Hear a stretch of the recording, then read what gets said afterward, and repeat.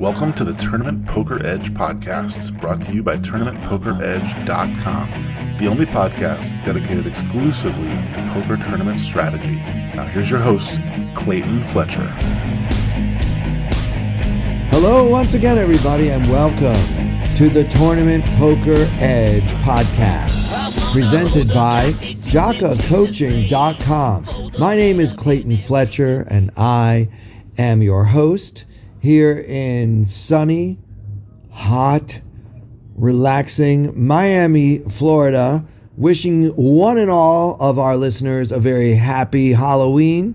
Hope you have some spooky fun, put on a cool costume, and go get some sugary snacks. I'm personally enjoying a nice trip on board the Queen Elizabeth, a gorgeous cruise ship making its way through the Caribbean Sea, but I am never too busy working to put out a weekly episode, and there is so much to discuss on this fine eve of All Saints Day. Let's get into it. First of all, a lot of people have been asking me about this Ren Lin fiasco from last week, banned from all WSOP and GG events. Now, I know Ren Lin myself. He is very well liked. He is a fun-loving guy, makes a lot of jokes at the table. Win or lose, he's a joy to be around. But look, he did something that goes against the code of conduct. And if GG and its wholly owned subsidiary, the World Series of Poker, are not going to enforce the laws, or the rules, I should say. I don't know that it's actually a law that you're not allowed to share advice with your friends or something. But yeah, what he did was wrong. It's against the code of conduct.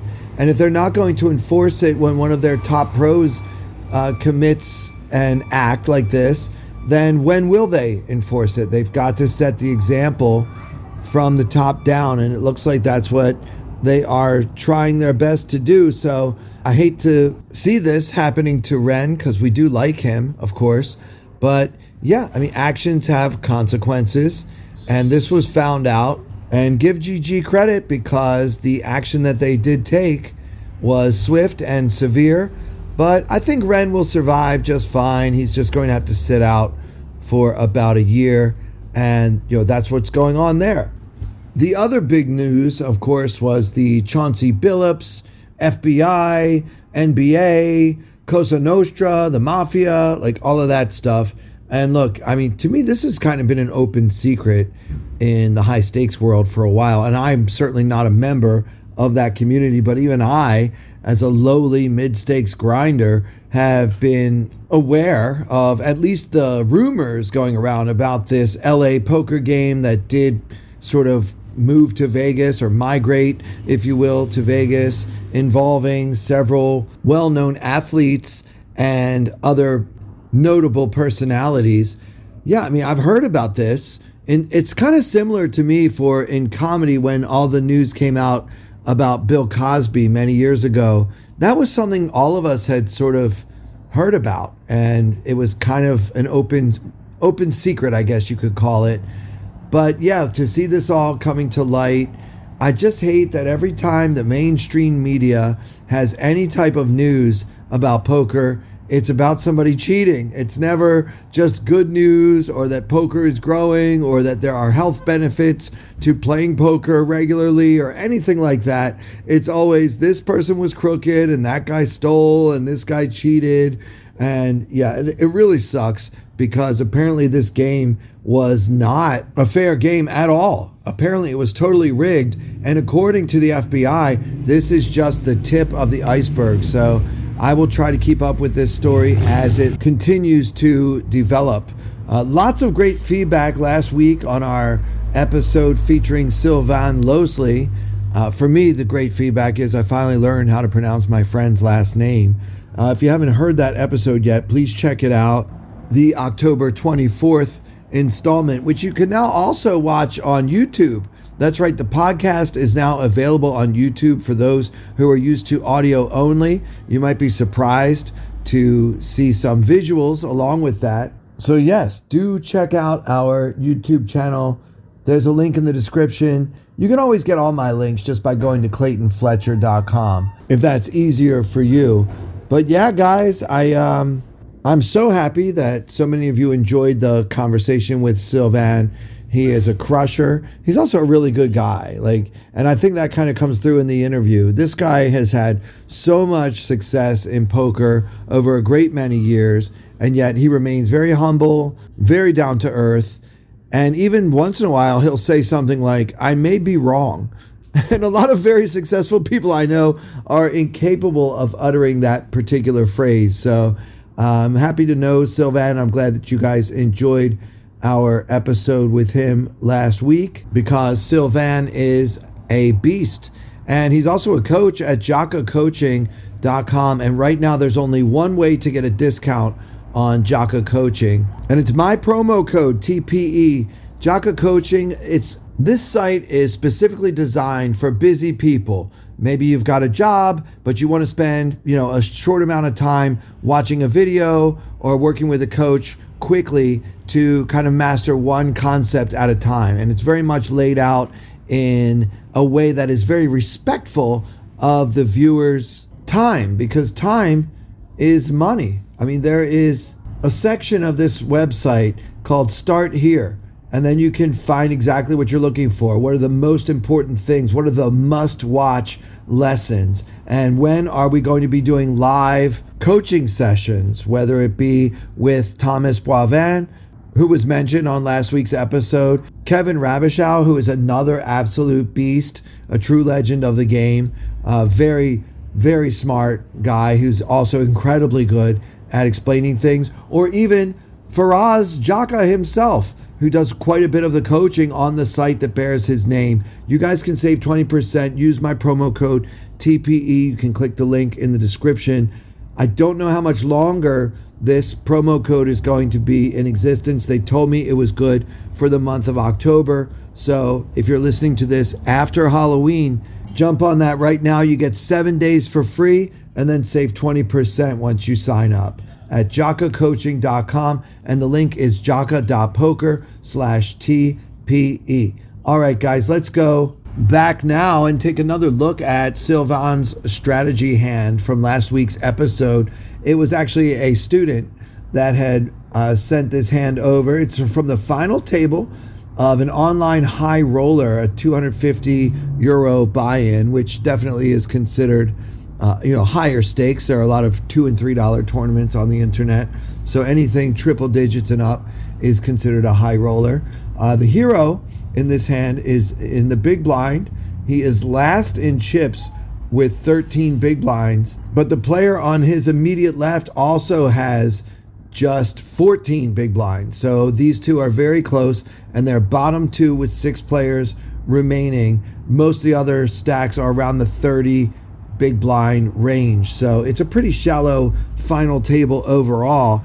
And the action begins with a hijack opening to 2 big blinds and then folding around to the big blind, holding the Queen of Hearts, 9 of clubs. And hero makes the call. And as mentioned last week, GTO Wizard does not like this call. We are never supposed to call with Queen 9 off. It's a pure fold, whereas Queen 10 is a call. And the calling range actually includes a lot more suited, unpaired hands, all the way down to 4-3 suited. In the offsuit category, you've got hands like King 10, Ace 9. They get in there quite a bit. But Queen 9 does not belong in the calling range. This is just a fold. We also do have a tiny range for 3 betting to like 5 big blinds, which is just pocket aces all the time, pocket kings some of the time, and then ace king a good amount of the time, and then ace 3 off and ace deuce off just to have a few bluffs in there. Otherwise, we never make it 5 big blinds. What this looks like to me is that the solver wants to be able to make it 5 bigs with pocket aces. It doesn't really want to do that with any of these other hands, but if you're going to do it with aces, you have to have other hands in your range to do it with. Obviously, we would much prefer to shove with ace king, but according to the proper theoretical strategy, if you're going to do this with aces, you have to do it sometimes with a few other hands, like occasionally pocket kings, some of the time ace king, and then a few bluffs. mixed into the range. And this, by the way, is something that came up several times during last week's episode, is that the importance of being balanced is that your opponent can't narrow down your range as well if you have the proper distribution of playing it this way, playing it that way, the same exact hand. And this did come up several times during my discussion with Sylvan, and it's something that I've been working really hard on this month with both GTO Wizard and with Jaka Coaching. I'm trying to make sure that I'm always balanced, unless a certain situation arises where I don't need to be. For example, if I'm playing against very exploitable opponents, I don't have to worry about balance because they're not really paying attention to what I'm doing. But because I'm trying to climb the ranks in the poker world, maybe even towards playing a high roller or two myself in the next year or so, I want to make sure that I won't be drawing dead in those scenarios. And so this is a major focus of mine, because as you go through the GTO Wizard drills, you might say, oh, I want to try to pick what the solver would do most of the time. And then, like, if you happen to do that, you might give yourself an A, but if you pick the second most common play, then you might give yourself a B. And that is absolutely not the right way to do it. It's just when you're making a certain play, you should say, is this a pure play or is this something that's part of a mixed strategy? And if it's the latter, you need to make sure you are mixing that other play in there at least once in a while, which I think many of us never actually do, which means against a great opponent, we do run the risk of being highly exploitable. One more thing about this pre-flop, we of course have a large shoving range here, which includes Queen 9 suited. So whereas Queen 9 offsuit is a pure fold, Queen 9 suited is a pure shove, as is Jack 9 suited. Any pair except for aces, occasionally kings, but always pocket queens all the way down to deuces is a pure shove. Ace deuce suited, pure shove, always. Ace jack offsuit, always. King 9 suited, always. King 8 suited down to King 5 suited quite often. So that's your large shoving range. So you see we have a lot more value in that range, and so we need to balance that with these bluffs. Don't let your opponents figure out what you have by not being properly balanced. Okay, so we make the call, so it's already off the rails in GTO terms, but there's 5 big blinds in the pot, and the flop comes Queen of Diamonds, 9 of Spades, 8 of Diamonds, top 2 pair for Hero, and he checks it over to Villain, who bets 1.5 big blinds, and Hero makes the call. Now here we had to fudge a little bit because obviously GTO Wizard never even has Queen 9 off, so let's pretend that the Wizard has 9-8 suited. So instead of top 2 pair, we're going to play bottom 2 pair and see what happens. Because remember, we are folding Queen 9 offsuit and always shoving Queen 9 suited. So Hero is never supposed to have Queen 9 at all on this board.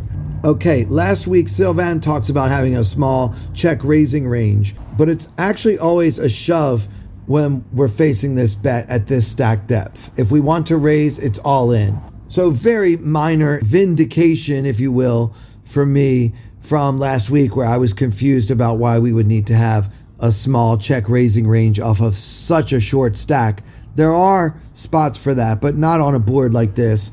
The Wizard confirms that for me, but I wanted to check shove on this board with top 2 pair. All I can tell you guys is that the solver never raises with bottom 2 pair.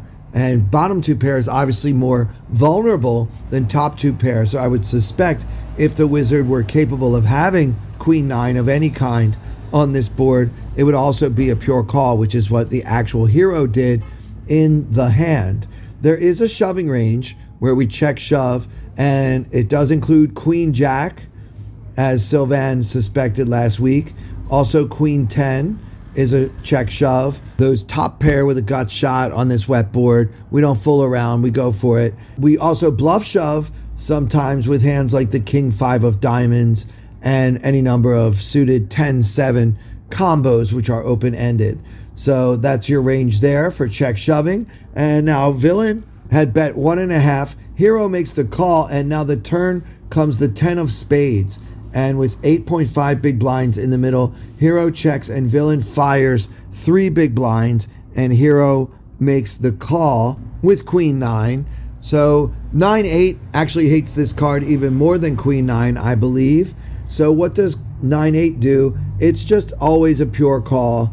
This is the calling range is 9-8 suited all the time, and other similar two-pair hands all the time. The calling range also includes all the Queen Jack, King Queen, 10-8 suited, and a lot of calling with the nuts, King Jack, Jack 10, hands like that. So we are not folding bottom two pair, which means we probably wouldn't have folded Queen 9 either.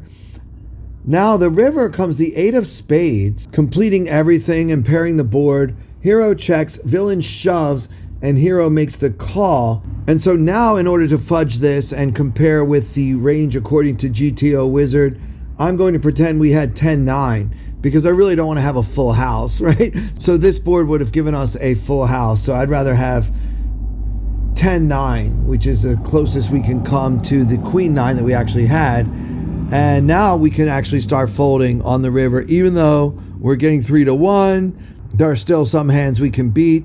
But yeah, as Sylvan so astutely mentioned, it's more important to survive and try to ladder up, because if we lose now, we can't get first place. But beyond that, it's such a bad run out. And Sylvan was very clear about this last week. Unless your opponent's a crusher, he's not going to find all the bluffs that he's supposed to have. So even against a perfect bluffing range, it's a 68% fold. So against most of your normal opponents, it's probably fine to just put this hand into the pure folding range. So yeah, that's my conclusion. Maybe it's okay to fold this with half the stack already in there because it is such a terrible run out. It's just, if we're going to play this passively, we need to play some very strong hands this passively as well. And I hope you enjoyed this recap of last week's strategy hand. I'd love for you guys to check out GTO Wizard. I've got a deal for you there as well. You can get 24 hours free access to all of GTO Wizard's features. And then when you are ready to buy, you'll save 10% off your first purchase because you used our affiliate link, which is gtowizard.com/p/TPE. All right, let's do one more hand before I get back to the palm trees and the sunshine. This comes from a $109 online mystery bounty tournament that I recently played. It had a $125,000 guarantee. This was towards the end of late reg, less than an hour remaining in late registration. The blinds were 2250 and 4500 with a 550 ante per player. This is a 7-handed table, and the average stack in the tournament is 200K, and we have 330,000 chips, so we have 74-ish big blinds and an M of 33. We're doing great by any measure. Also, I should mention, in this particular mystery bounty tournament, the bounties don't kick in until we're in the money. So anyway, here's the action. The under the gun player opens to 9,000 off of a stack of 300,000, and the cutoff makes the call with a stack of 220. So again, the stacks are, we have 330, the raiser has 300, and the caller has 220 for an effective shortest stack of 45 big blinds. And from here it folds to me in the big blind, and I've got the Queen of Spades, Jack of Hearts, and so it's decision time. Obviously, we're not going to fold pocket jacks, too strong. Do we want to 3-bet this with two opponents, or do we want to just call? And I think that this is going to be a mixed strategy. I think because the original raise came from under the gun, it's totally fine to just call, although I imagine the solver would like to throw in a 3-bet. My guess for the distribution here is going to be 75% call and 25% 3-bet. So let's see next week if I'm right about that. But I did just call, and we're going to see a flop from out of position holding the Jack of Spades, Jack of Hearts. There's 33K in the middle, and the shortest stack remaining in the pot is 208,000. The flop comes Queen of Clubs, 9 of Spades, 8 of Hearts. Does that flop sound familiar to you? Because we also had Queen 9-8 on the previous hand. So just a wild coincidence there, I promise. But if the next hand I do also has a flop of Queen 9-8, you guys can say we can rename the podcast and no longer call it TPE. We'll just call it the Queen 9-8 podcast. And every week I will only explore decision trees with that particular flop. Okay, JK, LOL. It's a familiar flop, Queen 9-8, rainbow though, and I think the other one was not.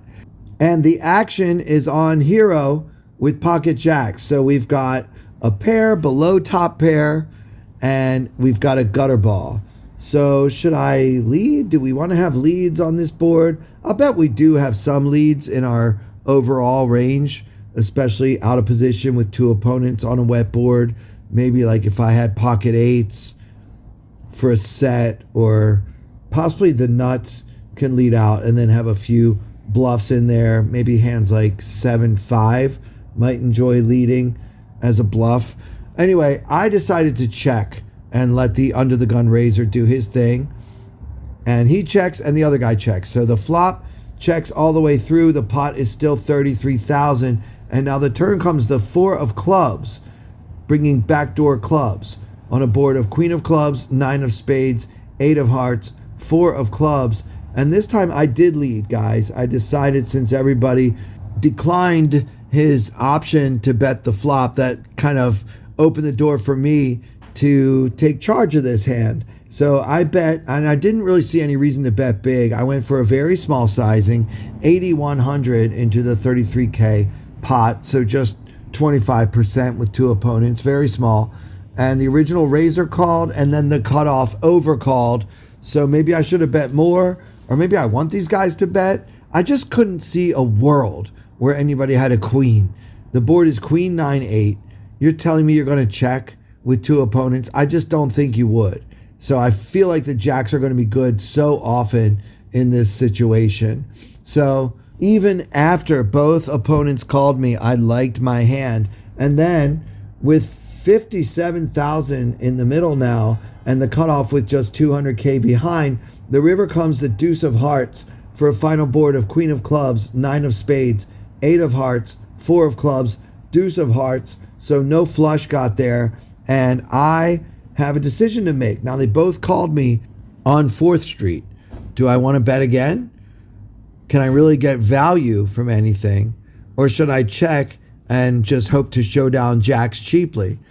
Well, guys, I think it's time to bet again. I really like my hand. I feel like I can get action from at least one of these guys who might have pocket 10s, maybe a 9, some kind of pair and a straight draw combo or what have you. So yeah, I went for value and I went pretty big. This time I bet 28.5K, half the pot, trying to get value and also empowered by the knowledge that it's very unlikely anyone has Jack 10 when I'm sitting here with 2 jacks in my hand. And knowing that the flush didn't come in, it really feels perfect to go for some thin value. So I got the courage to bet 28.5K, and the original raiser finally folds, but the cutoff tanked for a while and then made the call with the ace of hearts, 9 of hearts for second pair, exactly the type of hand that I was targeting. I was so happy to see that I was able to find the thin value bet and actually get paid. And I'm going to keep it real with you guys. Value betting a hand that can't even beat top pair into 2 opponents on the river and getting paid feels good, man. Feels sexy AF, I'm not going to lie. And that'll do it for this episode. Hope you guys enjoyed it. Definitely check out jaka.poker/TPE for a free 7-day trial and a 20% discount. And for everyone here at Tournament Poker Edge, I'm Clayton Fletcher.